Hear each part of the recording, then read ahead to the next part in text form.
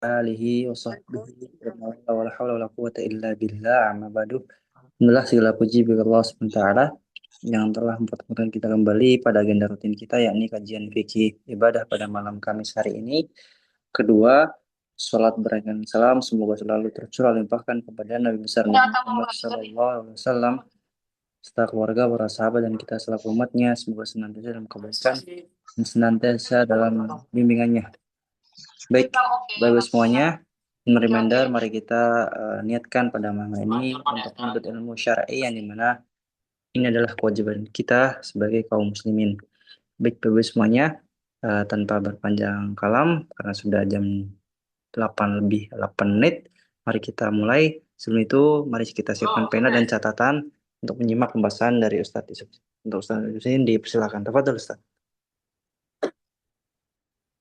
Jadikan saya host ya. Saya mau tampilin kitabnya. Oh baik Ustadz, sebentar Ustadz.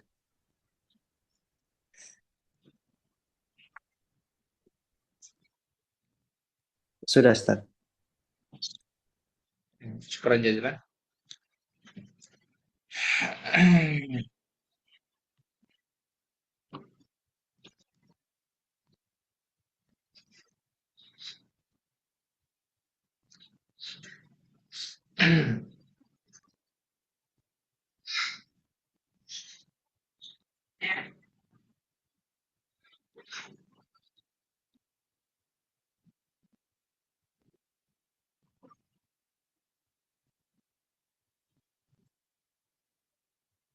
Bismillahirrahmanirrahim. Assalamualaikum warahmatullahi wabarakatuh. Bismillah, alhamdulillah, wassalatu wassalamu ala rasulillah wa ala alihi wa ashabihi wa mawalah. Allahumma salli ala Muhammadin wa ala alihi wa ashabihi ajma'in, amma ba'du. Rabbi israh li sadri wa yassir li amri wahlul 'uqdatam min lisani yafqahu qawli. يا معلم إبراهيم وموسى علمنا ويا مفهم سليمان فهمنا اللهم علمنا ما ينفعنا وانفعنا بما علمتنا وارزقنا العمل بما علمتنا وزدنا علما وارزقنا فهما آمين يا رب العالمين. Segala puji dan syukur hanya milik Allah Subhanahu wa taala. Salawat dan salam senantiasa tercurahkan kepada baginda Nabi kita Muhammad sallallahu alaihi wasallam, kepada keluarganya, kepada para sahabatnya, serta pada seluruh muslimin wal muslimat dimanapun berada. Semoga Allah Subhanahu wa taala merayakan kita semuanya untuk mendapatkan syafaat baginda Nabi kita Muhammad sallallahu alaihi wasallam, kepada keluarganya, kepada para sahabatnya, serta kepada seluruh muslimin wal muslimat dimanapun berada. Semoga Allah Subhanahu wa taala merayakan kita semuanya untuk mendapatkan syafaat bagi Nabi kita Muhammad sallallahu alaihi wasallam. Bapak Ibu sekalian yang dimuliakan oleh Allah Subhanahu wa taala, alhamdulillah di kesempatan kali ini kita masih dalam kajian rutin kitab At-Tadhhib min Adillati Matnil Ghayati wa Takrib, ya. At-Tadhhib fi Adillati Matnil Ghayati wa Takrib. Kitab yang dita'liq atau dikomentari syarah ringan oleh Syekh Habib Al-Bugha, di mana kitab Matnul Ghaya wa Takrib merupakan karangan dari Syekh Al-Qadi Abi Suja. Beliau termasuk salah satu ulama Syafi'iyah yang tulisannya banyak atau menjadi matan utama dalam kitab Madzhab Syafi'i. Banyak kitab-kitab syarah, ya, disandarkan kepada matan Abi Syuja atau Matnul Ghayah wa Takrib. Nah, kita di kesempatan kali ini sudah masuk pada bab baru, yakni kitabun nikah atau bab nikah. dan termasuk juga hukum-hukum seputar nikah. Jadi wa ma yata'allaqu bihi minal ahkami wal qadaya. Ya intinya hal-hal yang berkaitan baik itu hukum ataupun ya perihal persoalan-persoalan yang berkaitan dengan pernikahan. Nah, insya Allah akan kita bahas di kesempatan kali ini. Nah, qala al-mu'allif rahimahullah nafa'ana Allah bihi wa bi ulumihi fid dharain amin. An-nikahu mustahabun liman yahtaju ilaih. Nah, jadi yang pertama akan kita tampilkan dalam bahasan ini, yakni masyru'iyatun nikah, pensyariatan nikah atau hukum yang berkaitan dengan nikah. Hukum yang berkaitan dengan nikah sebelum kita jelaskan panjang lebar di kitab. Secara umum nikah itu hukumnya sunnah, ya. Nabi SAW mengatakan an nikahu sunnati. Jadi nikah itu adalah sunnahku. Namun yang mesti kita pahami ketika kita berbicara tentang fikih, para fuqaha mendasarkan penggunaan istilah sunnah itu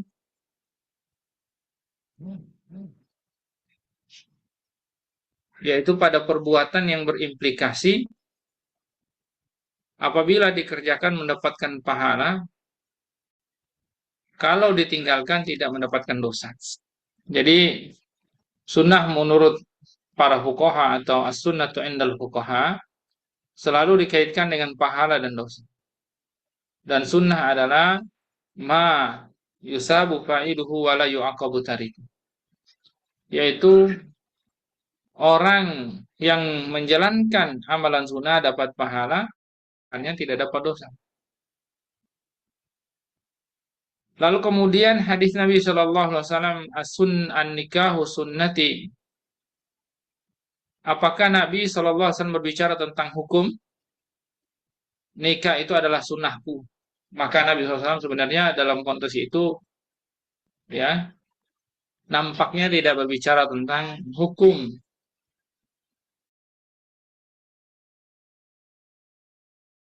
ya, bahwa Nabi ingin mengatakan bahwa ya bahwa nikah itu ya merupakan bagian daripada ajaran Nabi kita Muhammad Sallallahu Alaihi Wasallam. Sehingga kemudian di mazhab Syafi'i dalam dalam penjelasan di kitab-kitab yang lain mereka menggunakan yang namanya hukum progresif. Ya mungkin sebagian orang uh, sudah memahami istilah progresif ya. Jadi ada namanya kitab fikih progresif. Tetapi sebelum kita berbicara tentang fikih lebih jauh ada yang progresif. Tapi nampaknya istilah itu sedikit cocok untuk kasus bab nikah. Karena dalam beberapa literatur di mazhab Syafi'iyah, mereka membagi hukum nikah itu menjadi 5. Dan nampaknya ini juga banyak diikuti oleh para ulama yang lain. Nikah itu walaupun secara umum al-aslunya adalah mustahab, ya, hukum asalnya adalah sunnah, ya, sebagaimana hadis Nabi SAW mengatakan an-nikahu sunnati, ya. Namun kemudian nikah itu bisa jadi wajib. Nikah juga bisa menjadi haram. Nikah juga bisa menjadi makruh. Nikah juga bisa menjadi mubah dan termasuk nikah uh, dihukumi sebagai sunnah. Nah, di sini Syekh Dib Al-Bugha, ya, Syekh Abu Suja maksudnya, Qadhi Abu Suja, beliau membuka dengan an-nikahu mustahabun liman yahtaju ilaih. Jadi dia menghukumi bahwa nikah itu hukumnya sunnah dengan catatan orang yang membutuhkannya. Nah, ini nampak agak sedikit ambigu atau mubham makna yahtaju ilaih. Yang dimaksud dengan yang membutuhkan itu siapa? Kondisinya seperti apa? Nah, Syekh Al-Bugha itu memberikan dalil, masukkan dalil surat An-Nur ayat 32. Firman Allah Subhanahu wa taala, qauluhu ta'ala wa ankihul ayama minkum was-salihin min ibadikum wa imaikum iyakunu fuqara yughnihimullahu min fadlih. Jadi dalam ayat ini Allah Subhanahu wa taala memerintahkan untuk menikahkan orang-orang yang masih sendirian, single, yang tidak ada pasangan, dan juga orang-orang soleh di antara hamba sahaya kalian. Kalau punya budak, dia soleh, solehat, dinikahkan. Ya. Lalu ya intinya budak, ya. Mereka para ibad dan juga ima. Min ibadikum wa imaikum. Nah, lalu kalau orang-orang yang masih sendirian tadi mungkin mereka belum nikah karena mungkin masih punya rasa kekhawatiran, takut nggak bisa nafkahin, takut nggak bisa nggak cukup untuk memberikan mahar, mengadakan walimah dan seterusnya. Artinya berarti mereka fukara, mereka fakir, mereka miskin,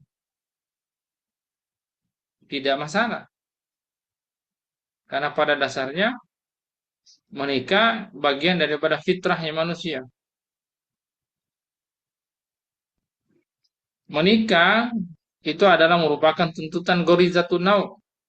Setiap orang punya naluri melestarikan keturunan atau gorizatun nau. Tidak peduli apakah dia kaya, dia fakir, dia miskin.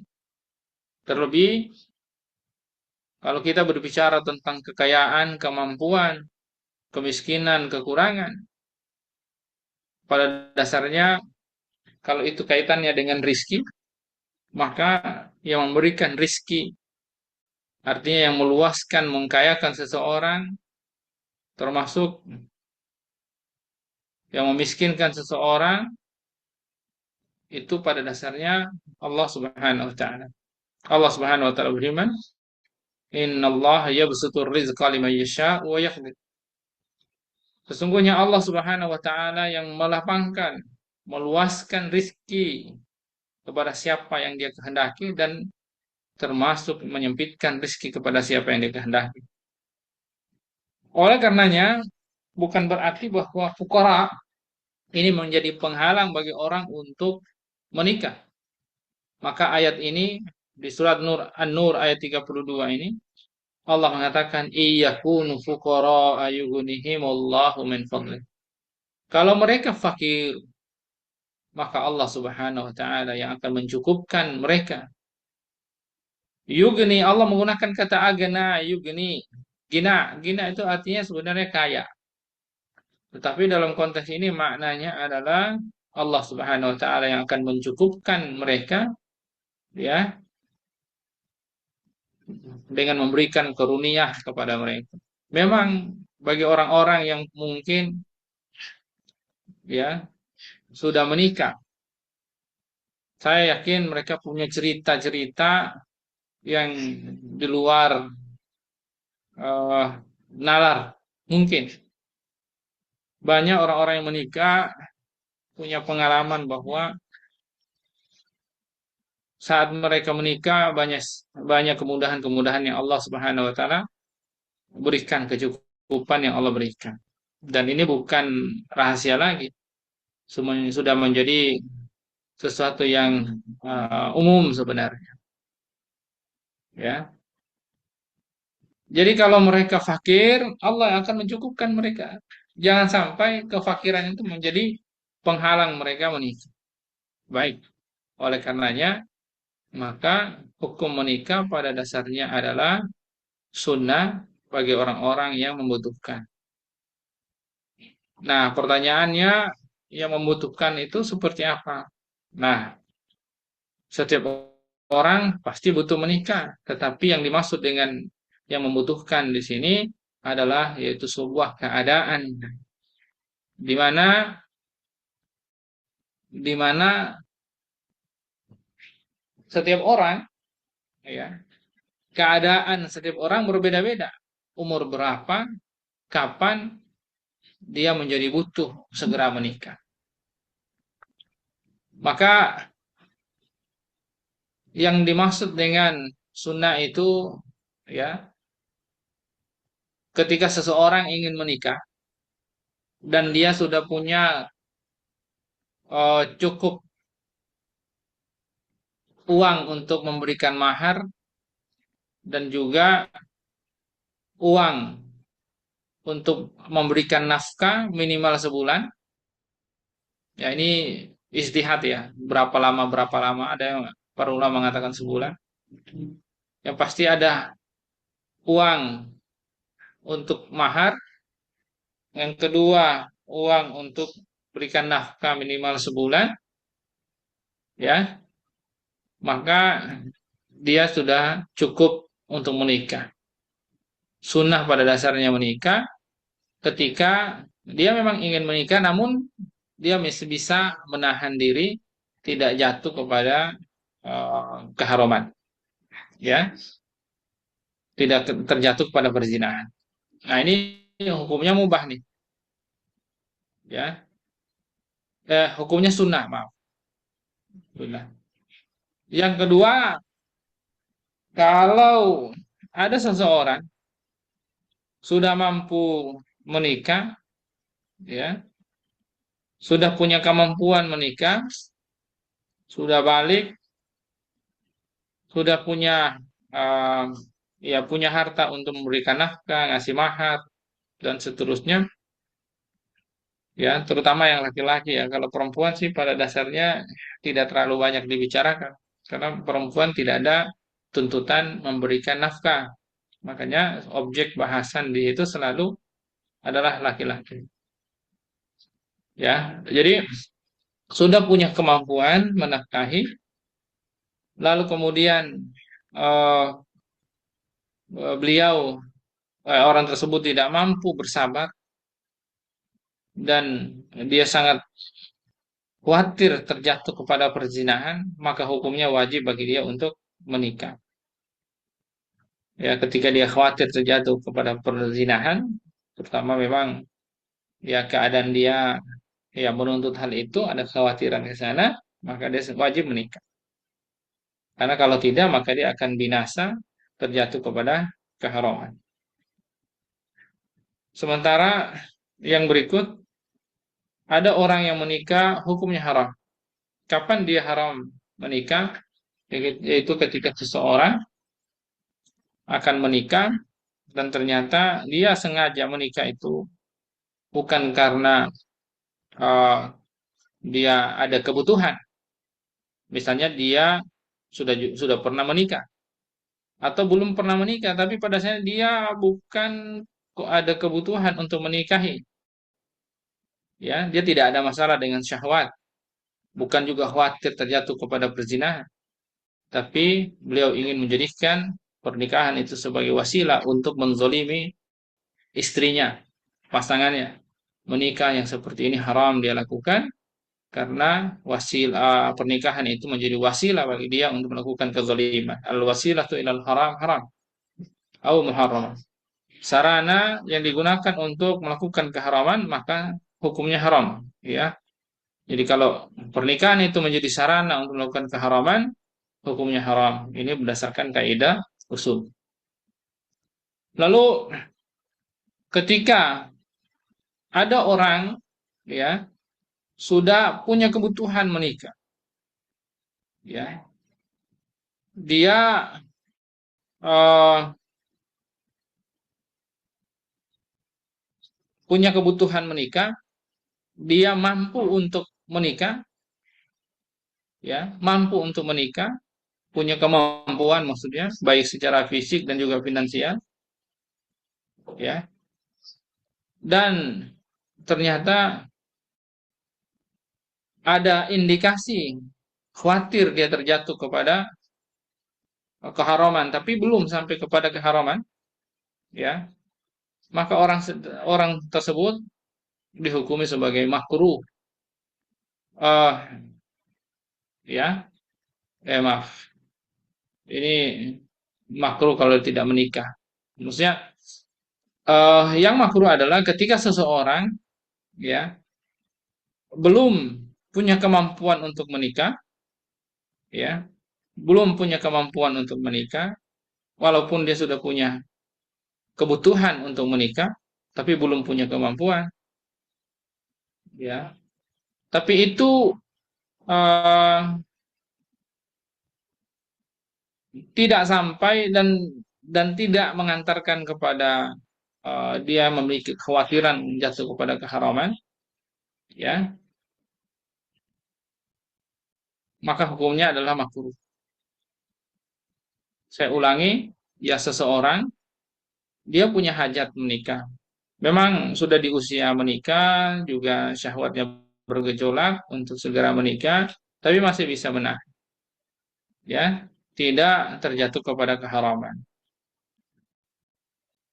Namun beliau belum memiliki kemampuan.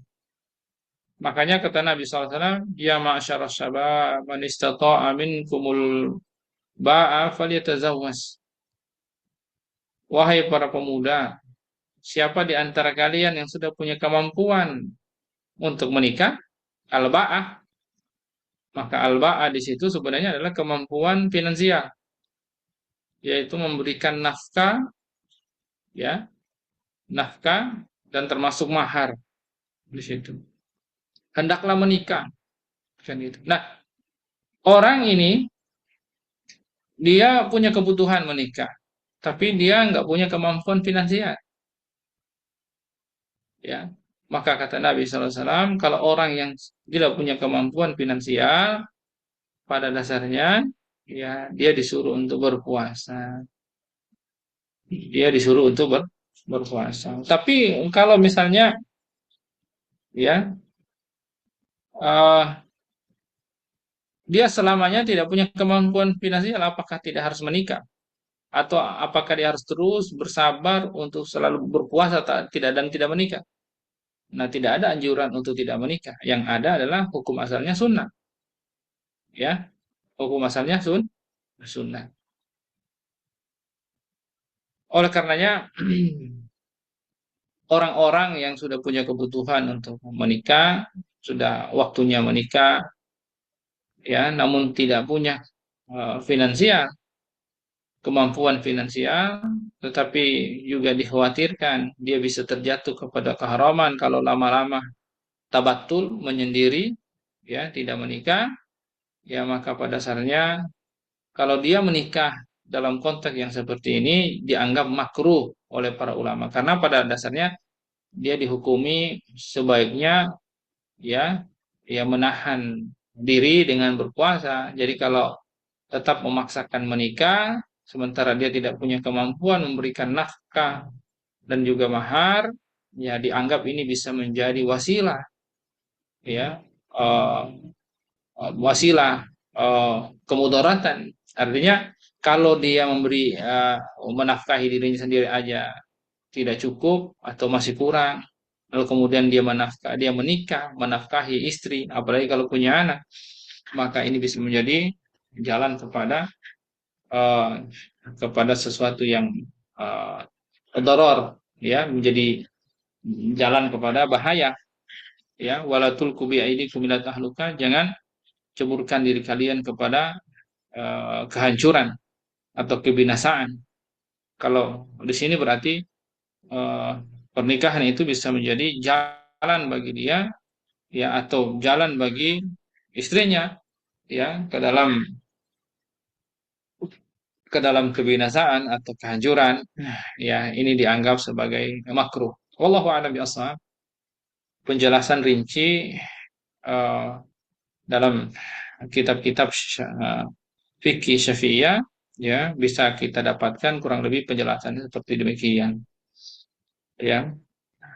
Mungkin mereka juga memberikan kriteria yang saya lewatkan dari penjelasan saya tadi, tapi yang pasti di beberapa kitab Syafi'iyah mereka menyebutkan hukum nikah tidak konstan ya, tidak monoton, sunnah, tetapi dia sedikit progresif. Artinya dia akan bisa berbeda-beda sesuai keadaan daripada orang yang menikah. Maka eh, hukum tadi berlaku untuk pernikahan pertama, kedua, dan seterusnya. Artinya tidak membedakan apakah dia pertama, kedua, dan seterusnya, hukumnya seperti itu. Nah, ini kalau penjelasan daripada apa namanya para fuqaha ya seperti itu ya. Nanti Bapak Ibu bisa cari di referensi yang lain. Lalu kemudian eh, wa yajuzu lil hurri an yajma'a baina arba'i hara'ir wa lil 'abdi baina isnatain. Nah, orang yang merdeka ketika dia menikah maka maksimal yang boleh dia nikahi para wanita itu adalah 4 orang merdeka. Ya, kalau orang merdeka menikahi wanita merdeka maksimal 4 orang. Ya, maksimal 4 orang itu maksudnya eh, dia nikahin dalam kondisi hidup ya. Kalau misalnya istri pertama, dia menikahin seorang istri, istrinya meninggal, dia nikah lagi. Nah, itu mau sebanyak apapun nggak ada masalah. Ya, sebanyak apapun nggak ada masalah. Yang dimaksud maksimal dia nikahi 4 orang merdeka itu adalah ya, yaitu dia menikahi mereka secara bersamaan. Artinya barengan ya. Jadi kalau statusnya semuanya istri dalam keadaan mereka berdampingan, barengan seperti itu ya maksimal 4. Ya kalau apa yang kita saksikan ada beberapa orang menikahi sampai lebih dari 4, nah itu tidak meneladani Nabi Shallallahu Alaihi Wasallam, ya bahkan dianggap melanggar syariat. Kalau mereka beralasan kan Nabi juga mengumpulkan istrinya, ya itu 9 orang, total istri Nabi itu 11. Artinya ya kalau ada riwayat yang mengatakan 11, ada yang mengatakan 9, 11 itu total istri Nabi. Ya, itu di luar umul walad. Karena umul walad tidak dihitung sebagai istri. Maksudnya budak ya, budak. Tetapi yang istrinya adalah 11. Adapun hadis yang mengatakan 9, itu maksudnya dalam keadaan hidup. 9 itu dalam keadaan hidup bareng. Nah, kalau mereka beralasan berhujah dengan Nabi sampai 9 istrinya, ya kita perlu sampaikan bahwa 9 itu kekhususan bagi Nabi Sallallahu Alaihi Wasallam. Artinya lebih dari 4 itu kekhususan bagi Nabi Sallallahu Alaihi Wasallam. Dan itu disebutkan dalam Al-Quran, dalam hadis, dalam surat Al-Ahzab. Itu sudah disebutkan seperti ini. Sementara kaum muslimin selain Nabi, mereka dibatasi ya hanya maksimal 4. Itu kalau merdeka. Kalau budak, ya budak tidak nikahi. Tapi mohon maaf, budak ya mereka boleh pergauli selayaknya istri, ya sekedar istimta, bersenang-senang. Namun konsekuensi dari itu semua, ya kalau dia hamil maka harus dimerdekakan sebelum anak itu lahir. Karena kalau anaknya lahir, ya anaknya mengikuti nasab ibunya. Tapi kalau si budaknya ini tidak mau, sebagaimana Ummul Walad, ibundanya Ibrahim, ya, bin Muhammad sallallahu alaihi wasallam. Jadi Nabi Muhammad itu punya putra yang namanya Ibrahim, meninggal. Itu ibunya budak. Nah, Nabi SAW itu menawarkan dimerdekakan sebelum Ibrahim itu lahir, tapi ibundanya Ibrahim menolak. Ya, tidak bisa dipaksa. Dia pengennya tetap statusnya budak. Ya otomatis kan anaknya budak Ibrahim. Nah, ibunya Umul Walad, tidak bisa disebut sebagai istri. Nah, makanya Ibrahim, ya, dia dimerdekakan agar menjadi orang merdeka. Nah, tentunya berbeda kalau lahir sebagai orang merdeka karena ibunya merdeka, beda dengan lahir budak lalu dimerdekakan. Tentu berbeda. Nah, tapi disitulah syariat Rasulullah SAW memberikan pelajaran kepada kita tentang hukum. Kita diajarkan tentang keteladanan. Maka akad nikah itu tidak lebih kuat daripada akad budak. Ya, oleh karenanya budak, kalau sudah budak, ya tidak boleh dinikahi karena itu sudah kuat banget. Walaupun dalam hal eh, apa namanya, hubungan, ya, selayaknya suami istri, ya itu dapat dilakukan tanpa akad nikah. Hanya saja ya tentu tentu dengan ketentuan. Mereka budak-budak yang bisa digauli adalah mereka budak-budak yang memang tidak dalam status pernikahan. Dia tidak menjadi istri dari budak yang lain misalnya, atau orang merdeka yang lain, ya. Maksudnya bukan bukan istri, ya kan, tidak bisa ya orang merdeka menjadikan istri budak. Maksudnya tidak menjadi istri dari budak yang lain. Dan itu saat dia membeli budak itu jelas statusnya. Maka orang-orang yang membeli budak itu jelas statusnya. Dia sedang membeli budak yang mana nih? Yang gadis tanpa ikatan, atau membeli budak yang menjadi istri orang lain, budak yang lain, atau yang seperti apa? Itu semua akan menjadi jelas, ya, statusnya. Jadi tidak sembarang, ya. Bahkan kalau ada tuan-tuan Said, ya, pemilik budak yang tidak menggauli budaknya, ya itu tidak masalah. Itu hak dia. Dan ketika mereka punya budak-budak yang seperti itu, maka mereka diminta untuk menikahkan mereka dengan budak yang lain. Jadi dinikahkan mereka dengan sesama budak yang lain. Sehingga kemudian mereka statusnya adalah dalam sebuah ikatan pernikahan. Nah, walil abdi bainas natain. Jadi kalau orang merdeka, maaf, budak, maka maksimal kalau dinikahkan maksimal dua. Dia hanya bisa menikahi wanita budak, ya, dua orang. Jadi kalau budak dengan budak, dia hanya bisa mengumpulkan istrinya dalam satu pernikahan atau dalam sebuah pernikahan, yaitu maksimal dua orang. Nah itu eh, kalau budak, ya, karena memang secara umum al-abdu syatrul, ya, syatrul hur. Jadi al-abdu, ya, budak itu separuh orang merdeka. Nah, itu kalau budak.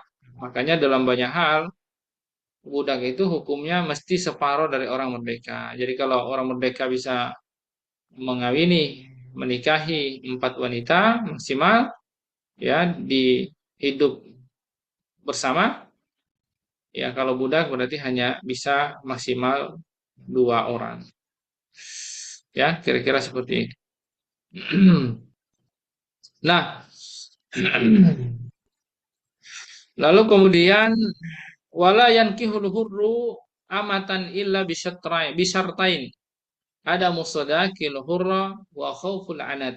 Nah, ini eh, memang dilarang pada dasarnya, Bapak Ibu sekalian, ya, dilarang pada dasarnya orang merdeka itu menikahi budak, ya.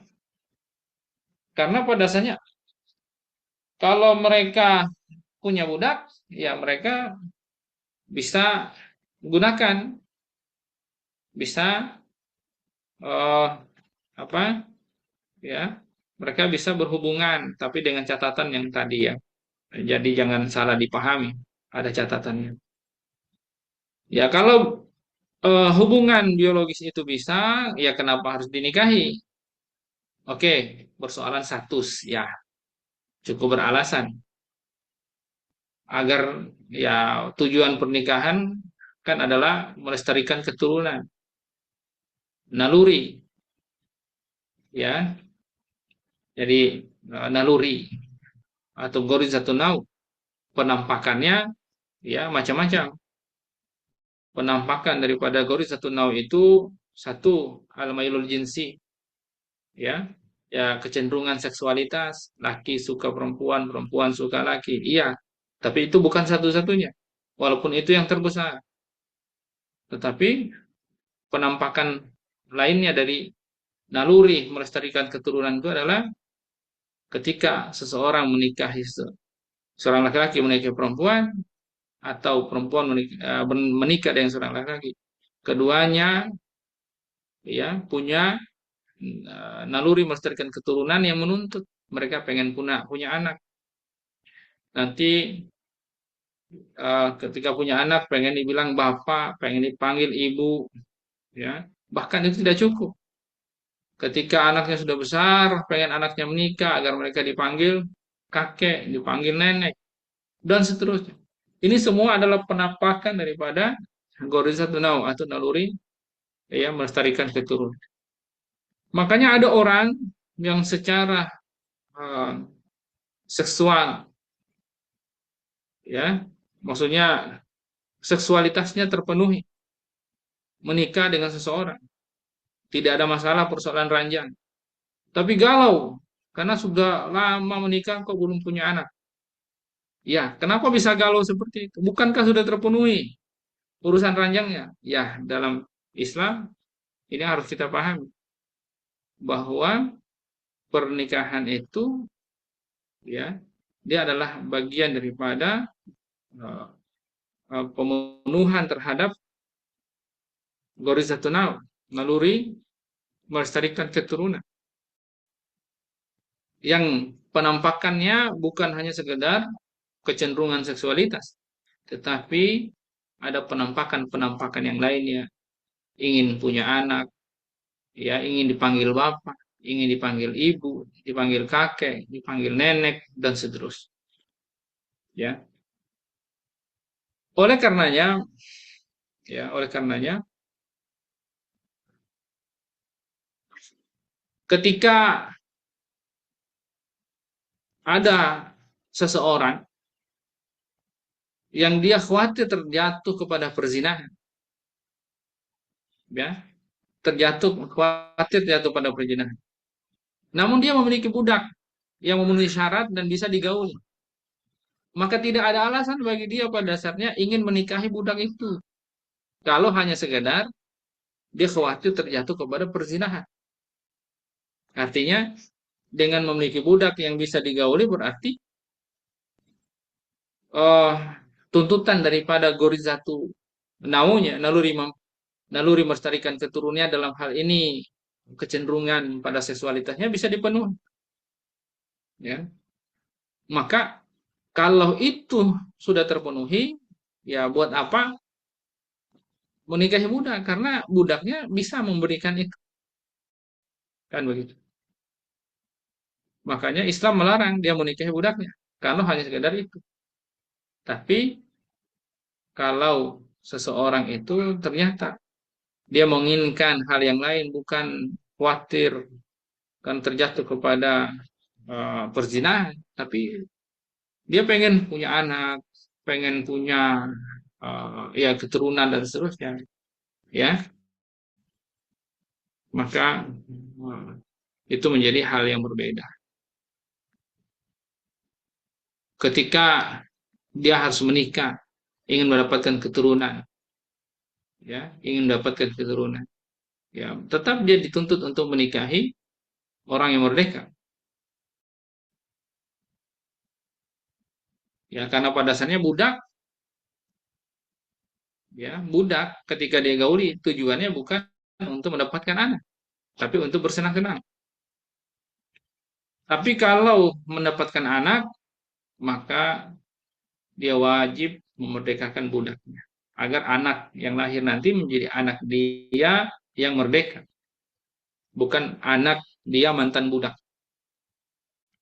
Dan semua orang pasti berharap agar dia memiliki anak yang merdeka, bukan mantan budak. Makanya kenapa syariat melarang menikahi budak. Hanya saja memang syariat memberikan eh, apa namanya, satu rukso, ya, rukso kepada orang merdeka itu manakala dia menikah budaknya. Dia boleh menikahi budaknya, ya, menikahi budaknya saat, ya, ketika pertama dia tidak memiliki uang cukup untuk membayar mahar orang merdeka. Itu yang pertama. Atau yang kedua, dia takut terjatuh kepada perzinahan atau al-anat. Ya, ketika dia takut terjatuh kepada perzinahan, ya, maka pada saat itu, ya, dia dibolehkan untuk kemudian menikahi budaknya, ya, menikahi budaknya. Nah, Bapak Ibu sekalian yang dimuliakan oleh Allah Subhanahu wa taala. Kalau kita lihat eh, dasar hukum, ya, eh, apa namanya, daripada kebolehan tersebut, ya, berdasarkan, ya, firman Allah Subhanahu wa taala, wa man lam yastati minkum taulan an yankihal muhsanatil mu'minati famimma malakat aymanukum min fatayatikumul mu'minat tsumma qala dzalika liman khasyya an al-anata minkum. Itu surat An-Nisa ayat 25. Jadi barang siapa yang tidak mampu dari kalian untuk tabattul menunggu, maksudnya uh, ya, tidak punya kemampuan, ya, memberikan nafkah mahar, ya, untuk saat menikah orang merdeka yang muhsanat, orang merdeka, ya, maksudnya orang merdeka yang beriman, maka boleh menikahi budak, ya, famimma malakat aymanukum min fatayatikumul mu'minat, boleh menikahi budak yang beriman, ya, dari kalian. Nah, lalu kemudian Allah memberikan alasan kebolehan itu, dzalika liman khasyal anata minkum. Itu boleh kalau kalian takut terjatuh kepada perzinahan, ya. Takut pada perzinahan. Dan ayat ini konteksnya saya perlu luruskan, ya. Orang yang menikahi budak di sini konteksnya adalah gini. Ini adalah orang yang tidak punya budak, ya. Jadi dia, kalau dia punya budak, buat apa dia menikahi budak? Nah, ini yang mesti saya luruskan juga dari penjelasan saya sebelumnya. Kalau dia tidak memiliki budak, maka dia kan harus dia menikah. Aslinya dia harus menikah dengan orang merdeka, tapi nggak punya uang untuk bayar mahar orang merdeka. Yang ada adalah wanita-wanita budak mukminah, ya, wanita eh, budak yang beriman.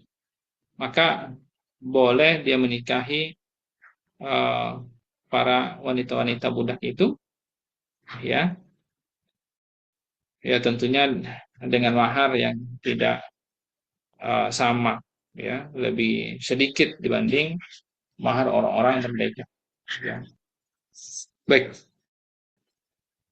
Lalu kemudian wa nazara ar-rajulu ila al-mar'ati ala sab'ati adrub. Kita langsung pada konteks salah satu proses saat orang ingin menikah ada satu tahapan yang namanya nazar. Jadi kan orang itu menikah ta'aruf ya. Ta'aruf itu berarti kan dua pihak ingin saling mengenal. Pihak laki-laki ingin mengenal calon wanitanya, si pihak wanita ingin mengenal calon prianya. Nah, proses ta'aruf ini di situ ada proses yang namanya nazar, melihat, ya. Lalu pertanyaan orang-orang, kenapa ini dibahas nazar? Ya, kenapa nazar dibahas di sini? Ya, kenapa ini dibahas nazar dalam hal ta'aruf? Bukankah orang saling mengenal juga saling lihat? Ya, karena bahasan nazar di sini ternyata ada khilafiyah di antara para ulama, ya, karena ini adalah pandangan yang lebih spesifik dari sekedar pandangan sekedar orang bertemu saling melihat, ya. Alasan berikutnya, ya, karena memang hukum asal laki dan perempuan itu kalau bertemu bukan mahram ya harus saling menjaga pandangan. Yaghuddu min absarihim wa yahfazu furujahum. Perempuan juga sama, ayaghududna min absarihinna wa yahfazna furujahunna. Jadi Allah meminta kepada laki-laki untuk menjaga pandangan mereka dan menjaga kemaluan mereka. Allah juga meminta kepada perempuan agar mereka menundukkan pandangan mereka, menjaga pandangan mereka, dan juga menjaga kemaluan mereka. Sama-sama nih diperintahkan. Jadi hukum asal laki perempuan yang bukan mahram, ya bukan mahram ya. Orang-orang Indonesia mungkin bilangnya muhrim, bukan muhrim, salah, muhrim, mahram. Ya, artinya nggak ada ikatan keluarga yang spesifik sehingga kemudian membuat mereka itu haram menikah, ya, yaitu namanya mahram. Nah, ini bukan mahram nih, berarti asing, ya. Kalau mereka bisa menikah, intinya bisa menikah. Nah, mahram itu misalnya anak sama bapaknya, anak sama ibunya, ya, istri sama suaminya, itu mahram namanya, ya. Nah, jadi hukum asal laki dan perempuan saat bertemu, mereka sama-sama diminta menundukkan pandangan, ya. Maka nazar saat proses ta'aruf, melihat saat proses ta'aruf, ini termasuk pengecualian atau mustasnaya. Termasuk pengecualian di mana seorang laki dan perempuan boleh saling melihat. Hanya saja ditambahkan dengan penjelasan saya sebelumnya, ya, nazar saling melihat dalam konteks ta'aruf selain pengecualian ternyata, ya, ada eh, pandangan yang tidak biasa, ya, ada pandangan yang tidak biasa. Makanya di sini oh, ada ada 7 macam. Jawa nazar rujul ilal mar'a ala sab'ati adr. Laki-laki saat memandang perempuan ada 7 model. Ahaduha nazaruhu ila, ya, ajnabiyatin li ghairi hajah. Ya.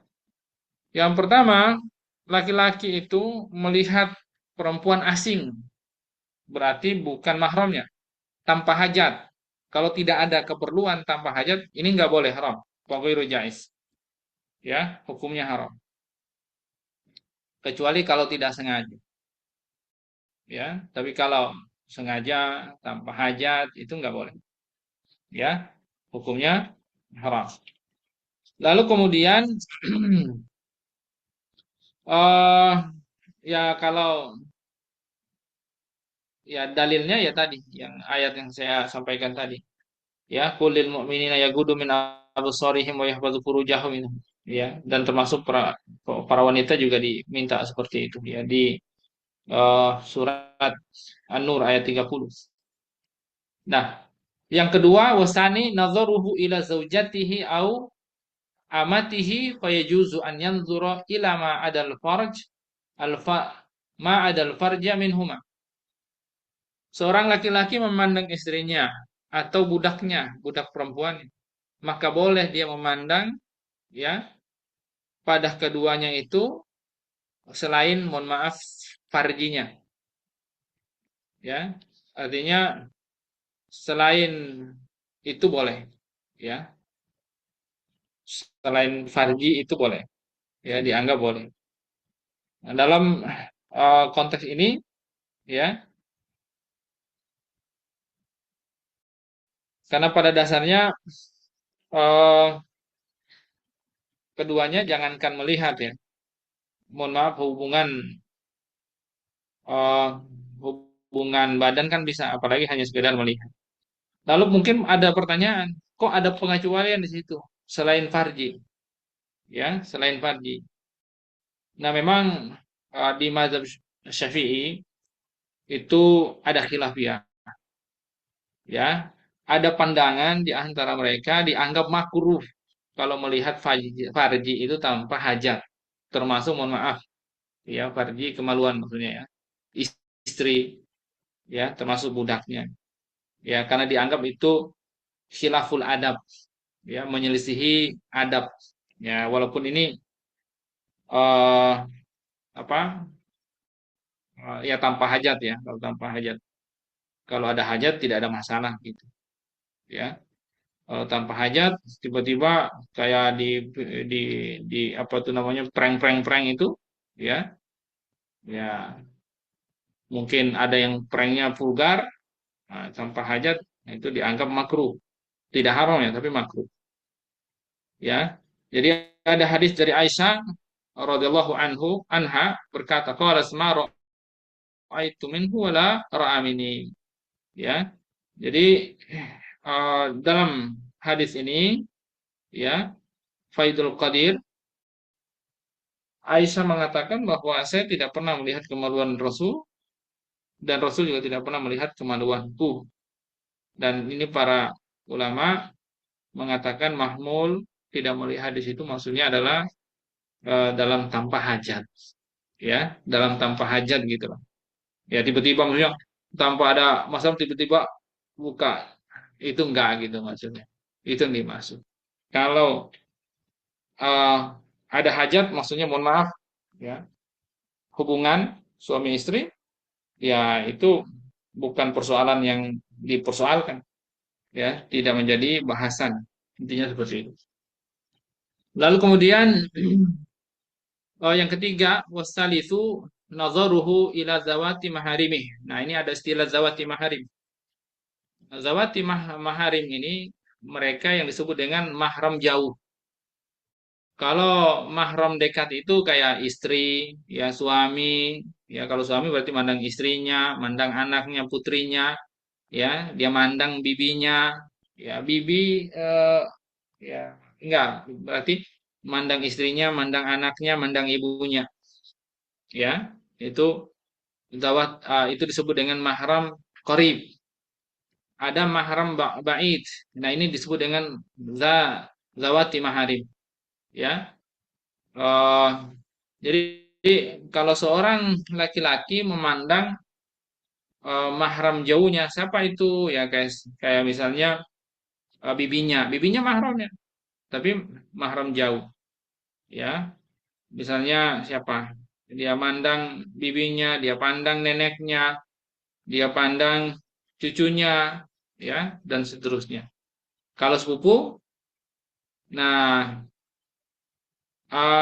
sepupu ada yang bilang zawatu maharim juga sepupu walaupun sebenarnya ya kalau sepupu itu ya tetap dia boleh menikah walaupun dia zawatu maharim ya jadi tidak boleh menampakkan auratnya Makanya di sini kalau disebutkan fayajuzu fi ma ada ma baina surah wa rukbah, boleh melihat mereka selain, ya, kecuali pengecualiannya selain pusat pusar dan lutut, ya, atau pusat dan lutut, ya sebenarnya konteksnya itu, ya, ya itu adalah bukan sepupu, kayak misalnya ya kayak bibinya, ya, neneknya atau cucunya. Nah, itu zawatul maharim, ya. Atau dia melihat selain zawatul maharimnya, yaitu budak perempuannya yang sudah menikah. Nah, kalau budak perempuan yang sudah menikah juga boleh menampakkan auratnya, boleh, ya. Artinya kalau dia melihat selain pusar dan itunya masih mungkin, ya, lihat rambutnya, kepalanya, ya, dan seterusnya. Dan yang keempat, warabi an-nazaru li ajli nikah. Nah, ini tadi yang kita bahas. Orang yang melihat, laki-laki yang melihat wanita untuk tujuan menikah. Wa yajuzu ilal wajhi wal kaffain, ya. Ternyata yang diadopsi di mazhab Syafi'i itu boleh, tapi melihat wajah dan telapak tangan, ya. Hanya saja di mazhab Abu Hanifah itu boleh melihat lebih dari itu, ya, misalnya melihat rambutnya sampai lehernya, melihat tangannya sampai lengannya, kaki hingga betisnya masih memungkinkan. Tapi orang yang benar-benar bertujuan sudah apa namanya, sudah bertekad kuat untuk menikahinya. Kalau belum bertekad kuat untuk menikahinya si gadis itu, maka belum, tidak diizinkan, tidak dibolehkan untuk melihat eh, hal-hal yang tadi itu, ya. Nah, ini yang saya katakan tadi adalah sebagai nazar khusus untuk menikah, di luar nazar kepada lawan jenis, bukan keperluan menikah. Maksudnya gini, di bagian keempat ini disebut sebagai melihat untuk tujuan nikah, yaitu boleh wajah dan telapak tangan. Pada dasarnya sebenarnya bukan tujuan menikah pun masih boleh saat punya hajat. Kalau ini kan ada juga hajatnya, hajatnya menikah. Ada saja, ada juga hajat misalnya orang berdagang, ya, orang berdagang, pembeli penjual saling bertatapan saat mengajar, ya bisa saja saling bertatapan, ya, tidak dalam waktu yang lama, tapi terkadang saling bertatapan. Nah, itu pada dasarnya boleh, ya, bukan hanya di persoalan pernikahan, ya, boleh melihat wajahnya, melihat kedua telapak tangannya, ya. Tetapi eh, dalam konteks menikah, maka sebenarnya, ya, menurut saya pendapat dari mazhab Abu Hanifah itu termasuk boleh diperhitungkan, ya, termasuk boleh diperhitungkan, karena nazar untuk menikah dalam konteks itu adalah nazar tidak biasa, ya, nazar tidak biasa, ya, keperluan menikah, punya hajat yang sangat besar. Dan yang kelima, ya, an-nazar lil mudawats, yaitu melihat wanita karena untuk dalam kasus berobat. Nah, itu boleh bagi dokter, ya, pada area-area yang memang diperlukan untuk dilihat, yaitu sudah hal yang biasa, ya, yahtaju ilaiha. Jadi kalau memang bukan bagian yang tidak boleh dilihat, ya maka tidak boleh untuk diperlihatkan. Berdasarkan hadis anna Ummu Salamah radhiyallahu anha ista'dzanat Rasulullah sallallahu alaihi wasallam fil hijamah wa amara an-nabiy sallallahu alaihi wasallam Aba Thayyibah an yahjumaha. Jadi Ummu Salamah itu minta izin sama Nabi, kan istrinya Nabi, ya, untuk hijamah, ya, untuk berbekam. Lalu kemudian Nabi SAW meminta kepada Abu Thayyibah untuk membekam, ya, membekami dia, maksudnya dibekam sama Abu Thayyibah, ya. Wa istaratu ayyakuna dzalika biwujudin muharram au zauj, maka di sana disyaratkan kalaupun itu dilakukan harus ditemanin oleh mahram atau suaminya dan Wa alla tujad imra'atun tu'alijuha, dan syarat berikutnya, ya ini memang para ulama cukup ketat ya. Memang tidak ada perempuan lain yang bisa melakukannya, mengobatinya. Wa idza wujidal muslim la yu'dal ila ghairi. Kalau ada maka tidak boleh. Itu pendapat di mazhab. Ya, dan itu menurut saya cukup kuat pendapat itu. Dan yang bagian keenam kita selesaikan ini ya, mohon maaf agak molor dikit. An-nazar li syahada awilil muamalah, ya, orang yang melihat, laki-laki melihat perempuan dalam kasus kesaksian, biasanya di pengadilan, ya, atau dalam hal muamalah jual beli. Fa yajuzu an-nazar ilal wajhi khassah, ya, ini boleh melihat wajahnya khusus. Sementara yang ketujuh an-nazar ilal amati inda ibtiyaiha, seorang laki-laki melihat wanita budak yang ingin dia beli. Wa yajuzu ilal mawadi allati yahtaju ila taklibiha, ya. Jadi dia boleh melihat tempat-tempat, maksudnya bagian-bagian yang memang dia butuh untuk ya dia lihat gitu ya. Itu boleh tuh. Yang taklibiha itu maksudnya yang dia bisa ya kayak kaki, tangan itu bisa. Kan itu bisa di bisa diputar-putar gini ya, taklibiha itu maksudnya.